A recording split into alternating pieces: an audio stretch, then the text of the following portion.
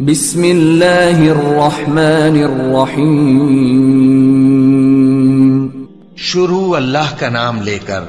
جو بڑا مہربان نہایت رحم والا ہے. جب سورج لپیٹ لیا جائے گا اور جب تارے بے نور ہو جائیں گے اور جب پہاڑ چلائے جائیں گے اور جب بیاہنے والی اونٹنیاں یوں ہی چھوڑ دی جائیں گی اور جب وحشی جانور جمع کیے جائیں گے اور جب سمندر آگ ہو جائیں گے اور جب روحیں جسموں سے ملا دی جائیں گی اور جب اس بچی سے جو زندہ دفنا دی گئی ہو پوچھا جائے گا کہ وہ کس گناہ کے سبب قتل کر دی گئی اور جب اعمال کے دفتر کھولے جائیں گے اور جب آسمان کی کھال کھینچ لی جائے گی اور جب دوزخ کی آگ بھڑکائی جائے گی اور جب بہشت قریب لائی جائے گی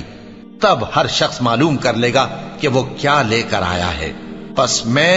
ان ستاروں کی قسم کھاتا ہوں جو پیچھے ہٹ جاتی ہیں اور جو سیر کرتے اور غائب ہو جاتی ہیں، اور رات کی قسم جب وہ پھیلنے لگتی ہے اور صبح کی قسم جب وہ نمودار ہوتی ہے کہ بے شک یہ قرآن اس فرشتہ عالی مقام کا سنایا ہوا پیغام ہے جو صاحب قوت ہے، مالک عرش کے ہاں اونچے درجے والا ہے، سردار ہے، ساتھ ہی امانت دار ہے. اور مکے والو تمہارے رفیق یعنی ہمارے پیغمبر صلی اللہ علیہ وآلہ وسلم دیوانے نہیں ہیں،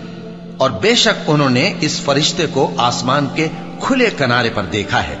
اور وہ غیب کی باتوں کے ظاہر کرنے میں بخیل نہیں، اور یہ کسی شیطان مردود کا کلام نہیں ہے. پھر تم لوگ کدھر جا رہے ہو؟ یہ قرآن تو تمام جہانوں کے لیے نصیحت ہے، یعنی اس کے لیے جو تم میں سے سیدھی راہ چلنا چاہے، اور تم لوگ کچھ بھی نہیں چاہ سکتے مگر وہی جو اللہ رب العالمین چاہے. صدق اللہ العظیم.